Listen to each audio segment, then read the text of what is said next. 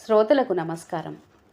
వృద్ధాప్యంలో ఉన్న కన్న తండ్రికి పిరికెడు అన్నం మెతుకులు పెట్టలేని కొడుకులకు ఆ తండ్రి బరువైపోయాడు. అనుకోకుండా తండ్రికి వచ్చిన అంత డబ్బును చూసి బలవంతంగా ఇంటికి రమ్మనటంలో ఆ కొడుకుల ఆంతర్యం ఏమిటి? చివరికి ఆ తండ్రి తీసుకున్న నిర్ణయం ఏమిటి? అసలు ఏం జరిగింది? ఈ కథ ద్వారా తెలుసుకుందాం. ఉదయం నుంచి సాయంత్రం వరకు ఇల్లు రణరంగంగా మారిపోయింది. ముసలి తండ్రికి 2 పూటలా భోజనం పెట్టడం, మందులు ఇవ్వటం గురించి కొడుకులు ఇద్దరూ గొడవ పడుతున్నారు. అనారోగ్యంతో తను మంచం మీద కూర్చొని ఇదంతా చూస్తూ ఉన్న శివరాం కళ్ళల్లో నీళ్లు తిరిగాయి. ఇది ఈరోజు కొత్త విషయం ఏం కాదు, ఎప్పుడూ జరిగేదే. శివరాం కొంత డబ్బు తన మందుల కోసం కొడుకులిద్దరినీ అడిగినప్పుడల్లా ఇద్దరూ ఒకరితో ఒకరు గొడవ పడటం మొదలు పెడతారు అన్న తమ్ముళ్ళిద్దరూ.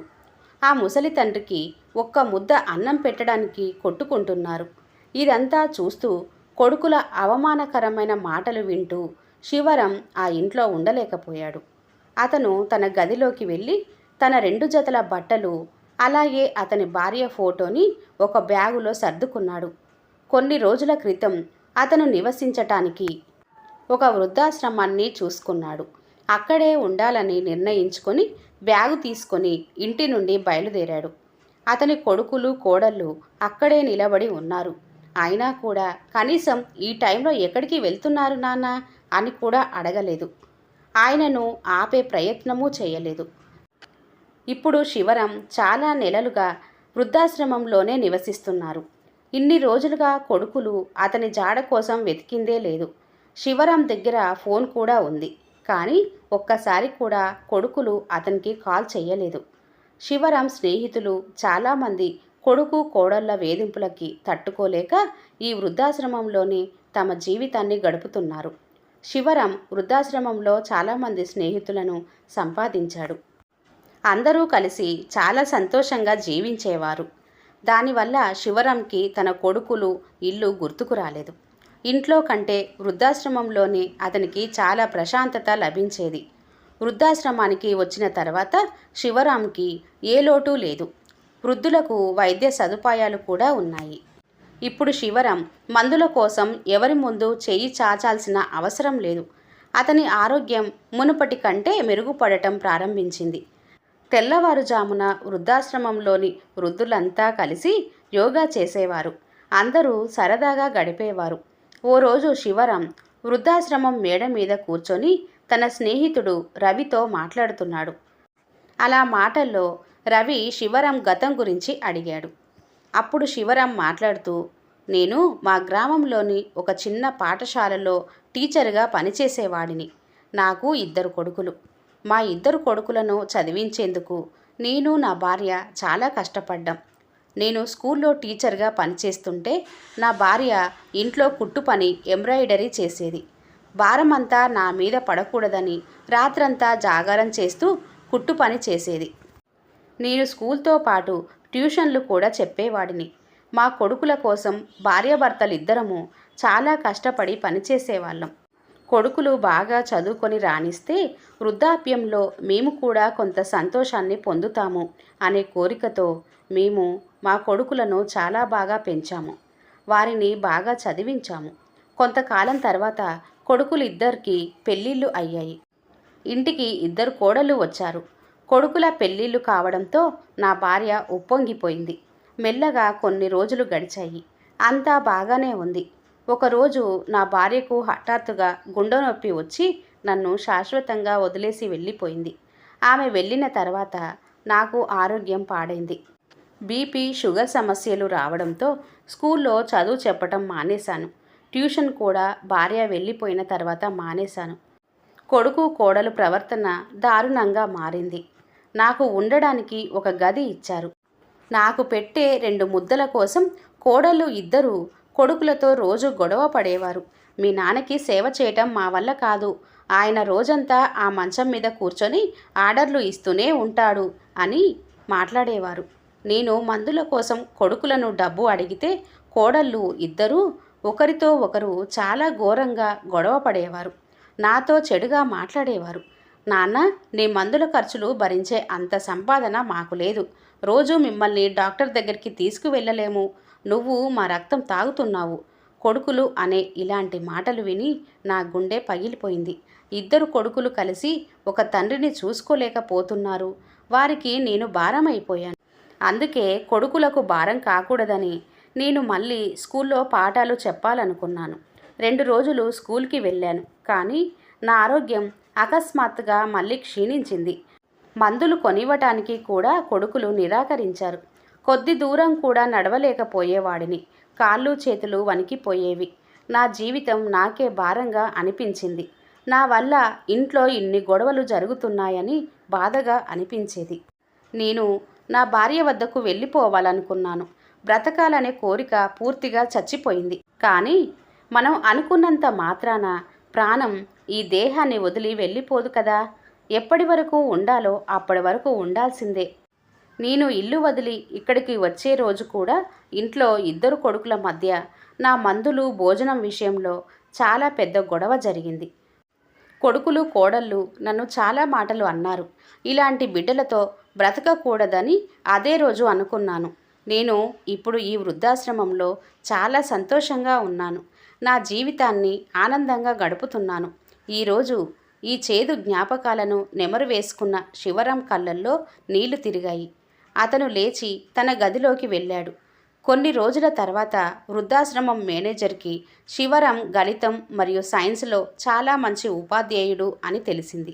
ఒకరోజు మేనేజర్ శివరాంని అతని వద్దకు పిలిచి, శివరాం గారు, మీరు మ్యాథ్స్ సైన్స్ టీచర్ అని విన్నాను. మరి మీరు మీ టీచింగ్ కంటిన్యూ చేయొచ్చు కదా. నేను స్కూల్లో మాట్లాడతాను. మీకు ఎలాంటి ఇబ్బంది ఉండదు. స్కూల్ దగ్గర దింపటం, మళ్ళీ మిమ్మల్ని తిరిగి తీసుకురావటం మా బాధ్యత అని చెప్పాడు. ఇది విన్న శివరాం చాలా సంతోషించాడు. ఇప్పుడు ఆయన ఆరోగ్యం కూడా చాలా వరకు బాగానే ఉంది కాబట్టి అతను సంతోషంగా బోధించటానికి అంగీకరించాడు. మరుసటి రోజు తన రెజ్యూమ్ తయారు చేసి పాఠశాలకు ఇచ్చాడు. మేనేజర్ భార్య కూడా అదే పాఠశాలలో బోధించేది. శివరాంని పాఠశాలలో గణితం మరియు సైన్స్ ఉపాధ్యాయునిగా నియమించారు. పాఠశాల పెద్దది, పైగా అది ప్రైవేట్ స్కూల్ కావడంతో అతనికి ప్రతి నెల 25 నుండి 30,000 రూపాయల జీతం వస్తుంది. కానీ ఇప్పుడు అతనికి అంత డబ్బు అవసరం లేదు. ఎందుకంటే అతని అవసరాలన్నీ వృద్ధాశ్రమంలోనే తీరుతున్నాయి. కాబట్టి తాను సంపాదించిన డబ్బులో 1/3 వంతు తన దగ్గరే ఉంచుకొని మిగిలిన డబ్బంతా వృద్ధాశ్రమ అవసరాలకే వినియోగించేవాడు. ఒకరోజు లాటరీ టికెట్లు కొనుగోలు చేయబడ్డాయి. అలా శివరాం కూడా 1000 రూపాయలకు లాటరీ టికెట్ కొన్నాడు. ఫారం నింపి అందులో వృద్ధాశ్రమం చిరునామా రాశాడు. ఒక వారం రోజుల తర్వాత శివరాం తన స్నేహితులతో కలిసి టీ తాగుతున్నాడు. మేనేజర్ న్యూస్ పేపర్ చదువుతున్నాడు. అప్పుడు 25 లక్షల లాటరీతో పాటు శివరాం ఫోటో ముద్రించి ఉండటం చూసి మేనేజర్ ఈ వార్త శివరాంతో చెప్పాడు. ఈ వార్త విని శివరాంతో పాటు వృద్ధాశ్రమ ప్రజలు కూడా చాలా సంతోషించారు. అందరూ శివరాంని అభినందించారు.